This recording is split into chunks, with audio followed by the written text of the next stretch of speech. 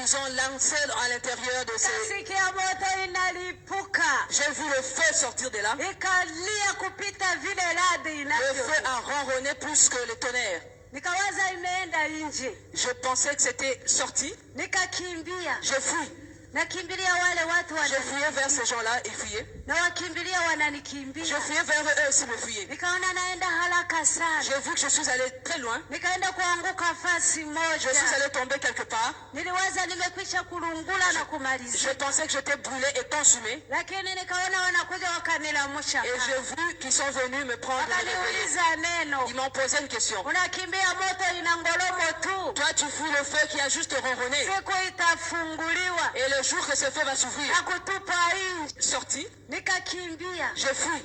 Je fuyais vers ces gens-là et fuyais. Je fuyais vers eux aussi me fuyaient. J'ai vu que je suis allé très loin. Je suis allé tomber quelque part. Je pensais que j'étais brûlé et consumé. Et j'ai vu qu'ils sont venus me prendre. Ils m'ont posé une question. Toi, tu fuis le feu qui a juste ronronné. Et le jour que ce feu va s'ouvrir, et quand ça va s'extérioriser, les pécheurs, où fuirez-vous? Tous les jours on vous prêche. Vous ne voulez pas écouter. Regardez le feu qui est là. C'est pour les pécheurs et les incrédules. Et on m'a retiré de là après. On m'a dit viens voir.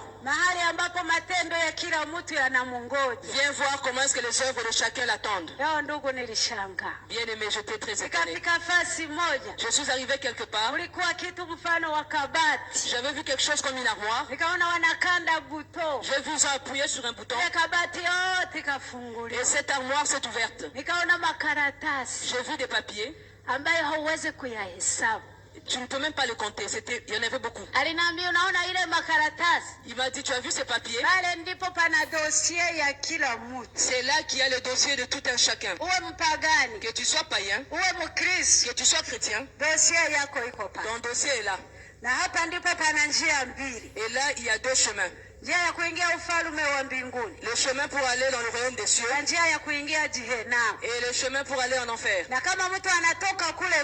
Et lorsque quelqu'un quitte chez vous sur terre, qu'il soit païen, qu'il soit chrétien, qu'il soit grand, qu'il soit petit, il va passer par là. On va lui remettre son dossier. Lui-même, il va lire. Tu ne sais pas lire? Oui, amen. Tu vas lire ce jour-là. C'est la présence de Dieu. Si tu es aveugle, tu vas voir et tu vas lire.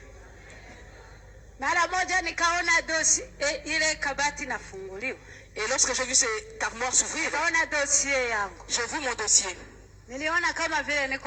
J'ai vu comme je vois là. Le nom Mama Domitila. En dessous de mon nom, toutes mes œuvres. Depuis quand je commençais à travailler, depuis ma jeunesse, tout ce que je fais était là. Oh. Et le jour, et l'heure, et la minute. Et lorsque je regardais, et je me rappelais du jour où j'ai commis ça. J'ai essayé de me regarder par terre pour éviter mon dossier. En regardant par terre, mon dossier était toujours là. J'ai regardé de l'autre côté, mon dossier était toujours là. J'ai commencé à trembler. Je pleurais. Je posais la question. Qu'est-ce que je devrais faire? On m'a dit attends un peu. Tu n'as pas encore vu. J'ai vu quelque chose comme une télévision. C'était grand comme ça, tout ça. J'ai vu, ils ont allumé la télévision. C'était la première fois que je vois une télévision au ciel. Dieu n'est pas stupide, c'est un Dieu intelligent. Pensez-vous que Dieu a donné l'intelligence à l'être humain et qu'il est resté comme ça? J'ai vu cette télévision. J'ai vu des écrits. Mama Domitila. Tes œuvres sont là. Chose après chose. Œuvre après œuvre. Moi-même, je suis sorti. Je me voyais défiler dans cette télé. La télé me montrait tous les œuvres. Exactement comme vous voyez là. Et de la même façon, je me voyais comme ça. Tout ce que j'avais fait, je le voyais comme ça. Si j'avais volé quelque chose et que j'avais caché, et la façon dont je l'avais volé, et la façon dont je suis parti à la maison, et la façon dont je l'ai regardé, si je me querellais avec quelqu'un, la façon dont on se querellait, si nous étions en train de critiquer quelqu'un, et j'entendais, je voyais tout cela. Oh, c'est très amer. Si c'est la prostitution, si c'est l'impureté, avec cet homme-là, la façon dont tu le fais la nuit, j'ai pleuré. Je posais la question à ces gens-là.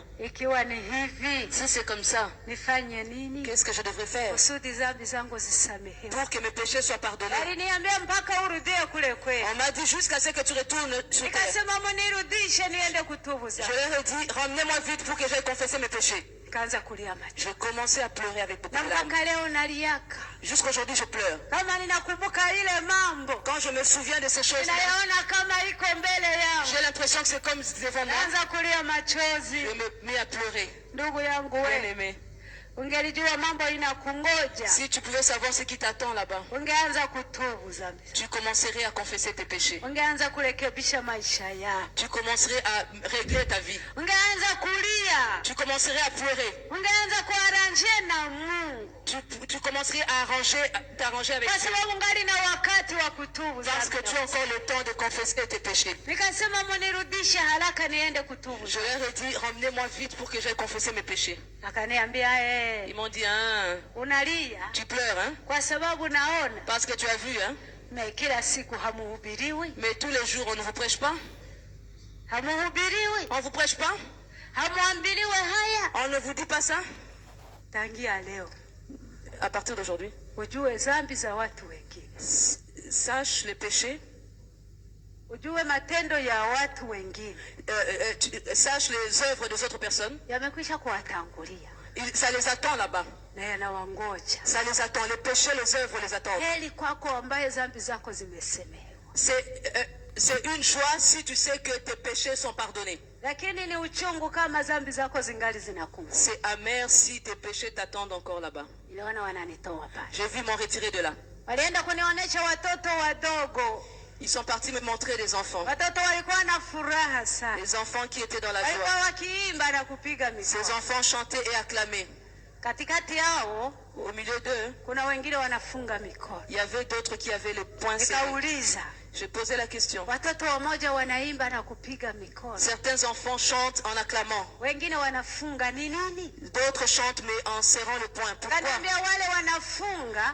Ils m'ont dit ceux-là qui ont serré le poing.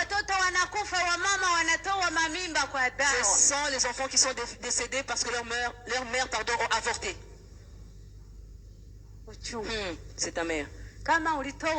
Si tu as avorté, même si c'est d'un mois ta grossesse, même si c'est 2 semaines ta grossesse,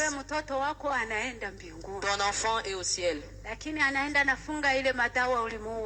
il est là avec les produits que tu as utilisés pour te faire avorter en t'attendant là-bas.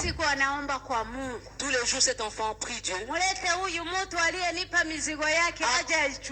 Amenez-moi cette personne qui m'a donné ces produits pour qu'il puisse le récupérer. Il t'appelle pas maman.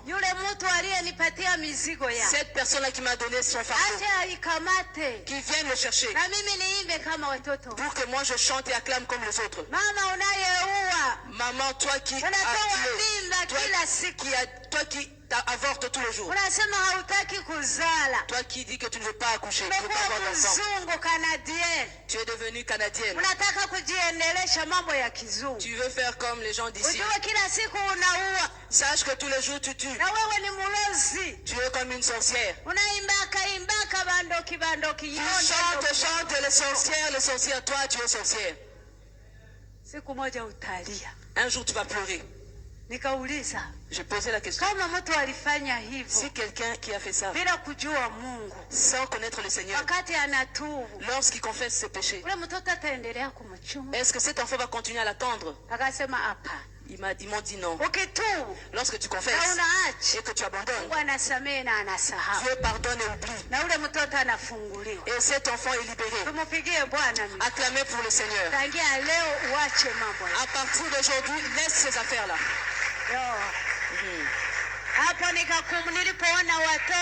J'ai vu les enfants. Je me suis rappelé que je n'avais pas d'enfant. Je voulais prier pour que Dieu me donne un enfant. J'ai posé la question à cet homme géant. Oh, bien-aimé. Toi, tu m'as dit qu'ici c'est le ciel. Mais où est Dieu? Il m'a dit, pourquoi tu demandes Dieu? Je lui ai dit parce que j'ai quelque chose à lui dire. Il m'a dit, dis et Dieu va t'écouter. Je lui ai dit, non, je veux le voir avec mes yeux. Il m'a dit, non, parle seulement, dis, il va t'écouter. Et moi, je voulais seulement le voir. Cet homme m'a dit, toi tu ne sais pas que les Écritures disent, c'est lui qui me voit, moi Jésus voit le Père. Amen, amen. Amen. J'ai dit, oh, c'est ça que c'est lui qui a vu moi, Christ a vu le Père. Oh, toi c'est Jésus-Christ, le Fils de Dieu. Oh. Oh. J'ai commencé à pleurer. Je lui ai dit ma prière, j'ai juste une prière. Moi je n'ai pas eu d'enfant comme d'autres personnes. Mais je prie Dieu qu'il me donne un enfant. Il m'a dit ça seulement. J'ai dit c'est seulement ma prière. Il m'a dit c'est seulement ça. J'ai dit oui. J'ai vu m'a retirer de là. Il est parti me montrer quoi? Les groupes de chrétiens, deux grands groupes que j'ai vus. De grands groupes. On m'a dit ça c'est le groupe des catholiques. Ça c'est le groupe des protestants. C'est comme ça que vous dites chez vous sur terre. Regardez le groupe de protestants. Il y avait des sous-groupes. Il y avait beaucoup de sous-groupes. J'ai posé la question, c'est quoi? Il a dit, mais c'est ça que vous dites, que vous faites. Je suis protestant pentecôte. Je suis protestant anglican. Je suis adventiste. Je suis un tel. C'est de la façon dont vous dites sur terre. J'ai demandé est-ce que c'est un péché. Il m'a dit ça n'aurait pas été un péché. Mais il y a seulement un péché en vous. Vu qu'il y a beaucoup de groupes. Et c'est comme ça qu'ils n'ont pas d'entente entre eux. Ils n'ont pas d'amour entre eux. Chaque personne aime son groupe. Mais ils n'ont pas l'amour. Cette personne m'a dit, cette division-là, d'où vient-elle? Dieu a laissé juste un groupe. Et les gens étaient un. Et les gens avaient l'entente. Et les gens avaient l'amour de Dieu. D'où viennent toutes ces divisions? Et de la même façon qu'il y a cette division, et c'est comme ça qu'il n'y a pas d'amour. Et si tu n'as pas l'amour, tu ne peux pas rentrer dans le royaume des cieux. C'est très amer. J'ai regardé le groupe des catholiques. Juste un groupe. Mais ils avaient des fardeaux.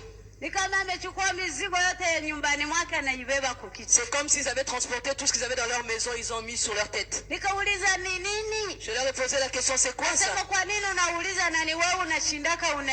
Ils m'ont posé la question aussi, mais pourquoi tu veux savoir? C'est comme ça que toi aussi tu fais, tu transportes ce genre de fardeau. Mais ça, ce sont de brasseries.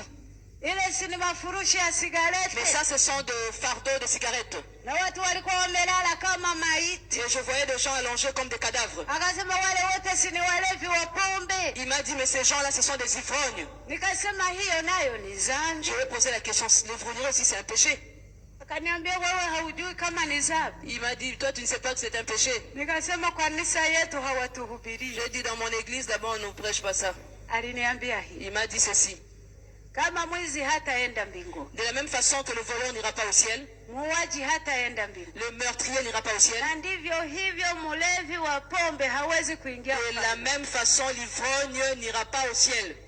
Même le fumeur de cigarettes. Parce que lorsque tu fumes, tu détruis les organes de ton corps. Et lorsque tu détruis les organes de ton corps, devant Dieu tu commets un péché. Tous ces gens-là que tu as vus ne rentreront pas dans le royaume des cieux. J'ai posé la question. C'est quoi la vraie religion? La vraie religion. C'est quoi la vraie religion? Il m'a posé la question, c'est quoi la religion? J'ai dit la religion c'est suivre Dieu. Il m'a dit non. Suivre Dieu c'est suivre sa parole. Mais la religion, ce que vous dites la religion, c'est quoi exactement? Kumbe ndio maana kila mtu anasema akifanya dhambi wanamwambia acha hivyo. C'est comme ça que quand quelqu'un commet un péché, on lui dit arrête ça, il dit non, non, non, ma religion ne m'interdit pas. Il m'a dit nous ne connaissons pas la religion. Nous connaissons seulement les chrétiens. C'est lui qui croit à la parole de Dieu. C'est lui qui marche dans l'amour de Dieu. C'est lui qui craint Dieu. Mais nous, la religion, nous ne connaissons pas ça. Parce que toi, tu te vantes de ta religion. Je suis pentecôtiste. Mais dans ton style de pentecôtiste, tes œuvres sont déplorables. Au ciel, tu n'iras pas. Hein? Il m'a sorti de là. Ils m'ont montré quoi? Les groupes de pasteurs. J'aimerais que tu m'entendes. Je suis presque à la fin. J'ai vu le groupe de pasteurs, de quoi ils parlaient exactement? Le mariage de chrétiens. C'est quoi un vrai mariage? Les gens se marient, se séparent, se marient, se séparent. C'est quoi le vrai mariage? Il y avait plusieurs pasteurs. Il y a un pasteur qui s'est levé. Il a dit le vrai mariage, c'est lorsque deux personnes se marient, un homme et une femme, les chrétiens.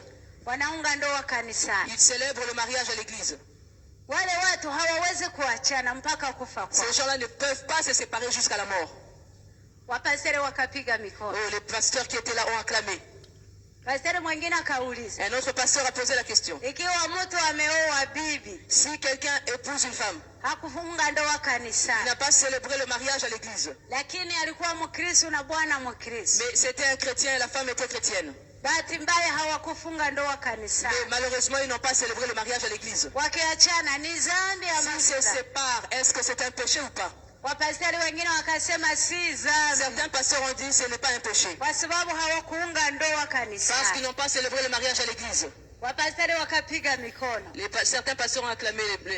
Pasteri watatu akauliza. Le troisième pasteur a posé la question. Kama bwana ana babibi bawili batatu. Si un homme a 2 ou 3 femmes. Lakini hajajua Mungu. Mais il ne connaît pas encore le Seigneur. Wakati anaamini Yesu. Lorsqu'il croit en Jésus. Wale wabibi wote. Toutes ces femmes-là. Atawafanya nini? Qu'est-ce qu'il va en faire? Wapasteri wengine wakasema. Certains pasteurs ont dit. Na lazima aache wale wabibi wote. Ce serait bon qu'il puisse laisser ces femmes-là. Abakie na bibi moja. Qu'il reste avec une seule femme. Wapasteri wengine wakakataa. D'autres pasteurs ont refusé cela. Wakasema hapana. Ils ont dit non. Ni lazima abakie nao. C'est mieux qu'il puisse rester avec ces 3 femmes. Ni lazima awafukuze. D'autres ont dit c'est important qu'il abandonne les autres. Lakini wapasteri wengi wakasema. Mais plusieurs pasteurs ont dit. Eti Biblia inasema. La Bible dit. Muje kwangu wote jinsi mulivyo. Venez à moi comme vous êtes. Anapaswa kuwaleta kwa Yesu. Vous devez les emmener à Christ. Ilikuwa vita. C'était une grande bataille. Lakini wapasteri wengine hawakuitika. Mais d'autres pasteurs n'ont pas accepté. Yule mtu akaniuliza. Cette personne m'a demandé. Unasikia mazungumzo ya wapasteri? Tu vois les conversations des pasteurs? Nikasema ndio. J'ai dit Akaniuliza unajua kuku na ng'ombe? Il m'a dit est-ce que tu connais une poule et une vache? Nikasema na ninyi mnajua kuku na ng'ombe? Je lui ai dit vous aussi vous connaissez le poule et les vaches ici? Anasema sasa. Il dit si mnaomba mnasema Mungu aliyeumba mbingu na vyote vilivyo. Mais vous priez, vous dites que Dieu a créé tout la terre et les cieux. Kasema najua kuku na ng'ombe. J'ai répondu je connais la poule et la vache. Akaniuliza est-ce kuku anaweza kumeza ng'ombe? Il m'a posé la question est-ce qu'une poule peut avaler une vache? Kasema haiwezekani. J'ai dit c'est impossible. Kwa nini? Il m'a posé la question pourquoi? J'ai dit parce que la poule est petite. Et la vache elle est trop grosse. Il m'a dit c'est exact. Tu entends les conversations des pasteurs. C'est comme une poule. La parole de Dieu. C'est exactement comme une vache. Et les conversations des pasteurs ne peuvent pas supporter la parole de Dieu. Il y a juste une parole. Il y a juste un mariage. Se marier, c'est juste une fois. Tu as célébré le mariage à l'église. Tu ne peux pas te séparer jusqu'à la mort. Et si vous vous séparez, c'est un péché devant Dieu. Au ciel, tu n'iras pas. Amen. Amen. Si tu t'es marié sans célébrer le mariage à l'église. Mais vous deux, vous étiez de chrétiens. Ça, c'est un mariage devant Dieu. Vous n'allez pas vous séparer. Parce que vous connaissez la parole de Dieu.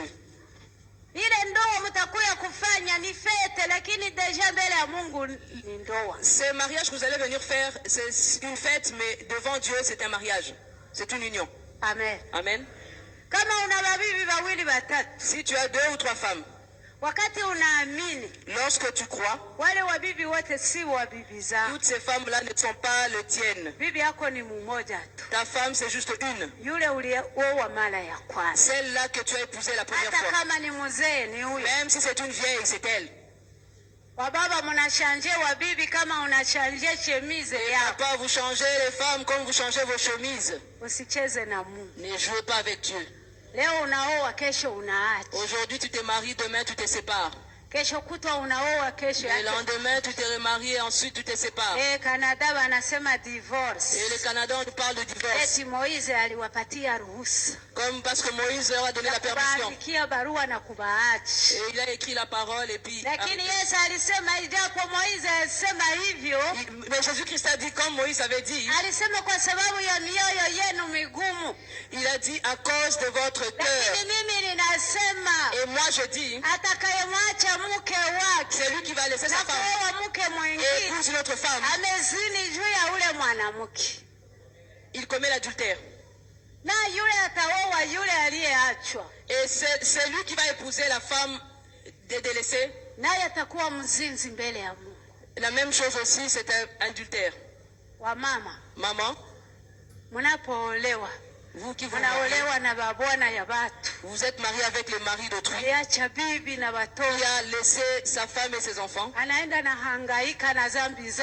Il se promène avec ses péchés. Et toi, tu vois un bel homme, tu dis c'est celui-là. Oh, c'est l'homme que j'ai demandé depuis longtemps.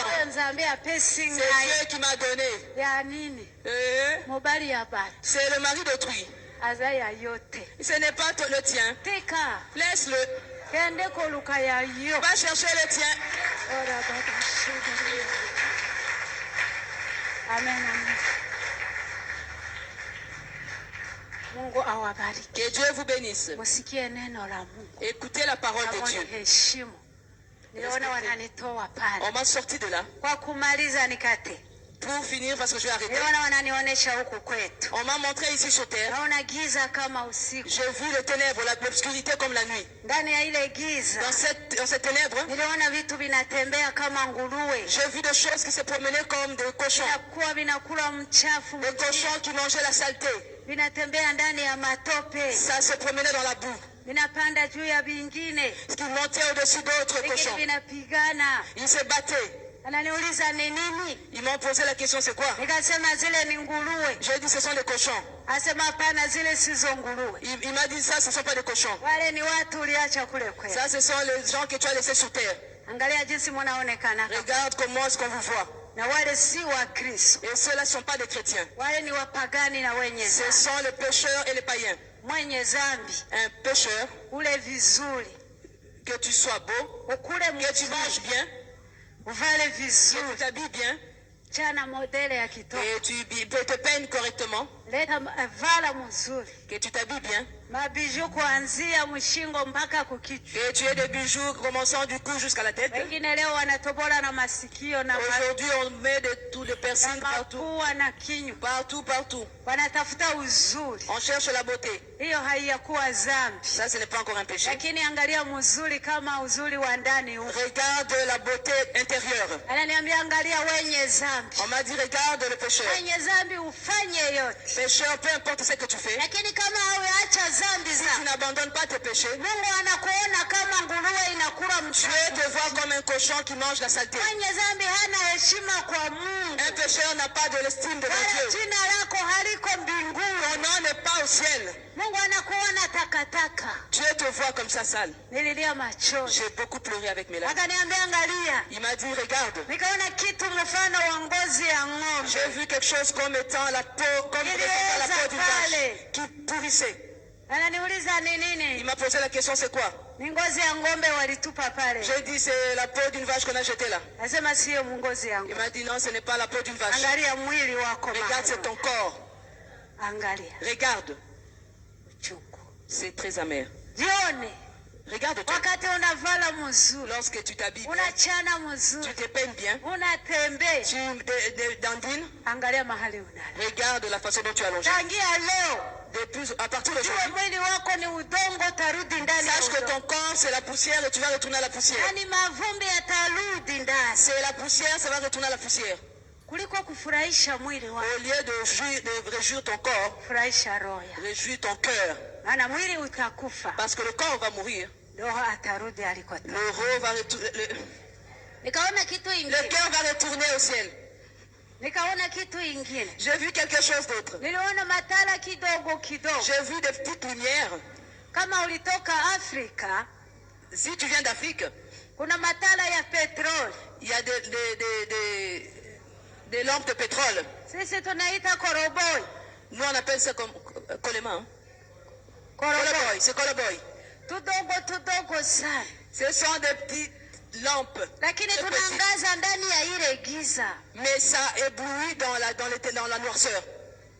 Je posais la question. Ces petites lumières-là, c'est quoi? Il m'a dit, tu as vu ces petites lumières-là qui amènent la lumière dans les ténèbres? Ce sont les chrétiens. Alléluia. Amen. Acclamons pour le Seigneur. Ce sont les chrétiens. Le chrétien, la façon dont il est, partout où tu es, unaonekana mbele ya macho ya Mungu. On te voit, Dieu te voit. Hata uwe kandi ya kanyumba kadogo sana. Même si tu es dans une petite maison. Hakuna kura. Même s'il n'y a pas d'électricité dans cette maison. Lakini wewe ni kura ndani ya ile. Mais toi tu as l'électricité dans cette maison là. Wewe ni kura ndani ya watu. Toi tu as l'électricité autour des gens. Unakuona mwangaza unang'aa ndani ya. Dieu te voit comme une lumière, tu luis. Mkristo yuko na valeur mbele ya macho. Le chrétien a de la valeur devant Dieu. Mungu akubariki. Que Dieu vous bénisse. Usijikamate namna ya watu wa dunia. Ne te prends pas comme les gens du monde. Parce que partout où tu vas, dis-toi que Dieu me voit, Dieu me connaît. Que Dieu vous bénisse. Tiens-toi comme il faut que tu te tiennes. Ensuite il m'a dit, tout ce que je t'ai montré, il y a d'autres que je n'ai pas dit ici. Je parle 3 jours normalement. Je suis à la fin de mon témoignage. Aujourd'hui, je te dis juste une partie. Si tu veux, tu peux acheter le livre ou demander un DVD. Tu vas tout entendre. Mais la chose qu'il m'a dit, je veux maintenant que tu rentres. Mais le témoignage que je t'ai donné, tout ce que tu as vu, va dire tout le message que je t'ai donné. Promène-toi partout dans le monde. Dis aux gens ce que je t'ai montré. Ne réduis rien. N'augmente rien. Dis tout ce que je t'ai dit. Ne reste pas chez toi à la maison.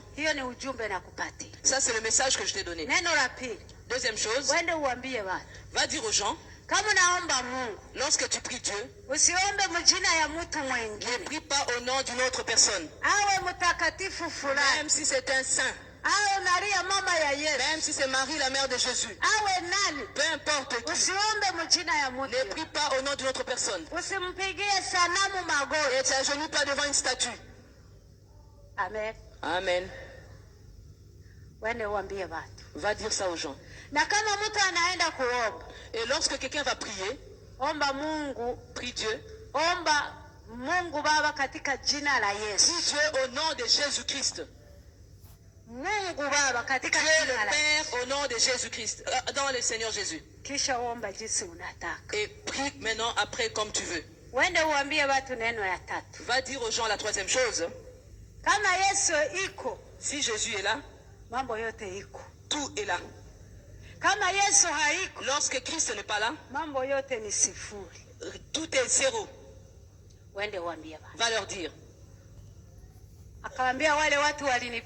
Il a dit à ces gens-là qui m'avaient emmené, ramenez-la sur terre. Ces gens-là m'ont pris. Moi j'ai poussé un cri. J'ai dit, moi qui dois retourner dans cette saleté-là. Alors que lorsque j'ai vu mes péchés, je pleurais pour rentrer, pour confesser. Lorsque j'ai vu les gens ressemblant aux cochons, je leur ai dit, même si vous me tuez, je ne veux pas rentrer. Mais par contre, ils m'ont pris par force. C'est comme quand la police canadienne attrape les gens. J'ai poussé des cris. Ils m'ont pris de force.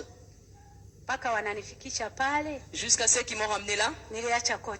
Là où j'ai laissé mon manteau. Le manteau était déjà pourri. Il y avait tout plein de mouches. Je regardais, je ne voulais pas regarder. Or. Mais j'ai vu, ils m'ont pris pour me mettre ce manteau-là. Bien aimé, c'était une grande bataille. J'ai poussé un cri, j'ai pleuré pour qu'on puisse me laisser. Mais ils ont refusé. C'était une grande bataille. Parce qu'ils étaient deux. Et ils étaient plus forts que moi. Même si j'ai refusé. Mais ils m'ont fait rentrer dans cette peau. Et du coup, je me suis réveillé. Je regarde ces gens-là, ils n'étaient pas là. Je regarde autour de moi, j'étais seul. On m'avait déjà couvert un drap blanc. J'étais en forêt. lakini naona niko ndani ya nyumba. Mais j'ai vu que j'étais dans une maison. Kitu kiliniridhisha sana. Ce qui m'a fait pleurer. Naona vidudu iko natoka kwa mwili wangu inaanguka. J'ai vu des asticots sortir de mon corps qui tombaient par terre. Qui se promenaient par terre. Wale wadudu wanatokaka ndani ya nyao. Des asticots là qui sortent de viande. Wananitoka kwa mwili. Qui sortaient de mon corps. Nikapiga kelele. J'ai poussé un cri. Hakuna mtu.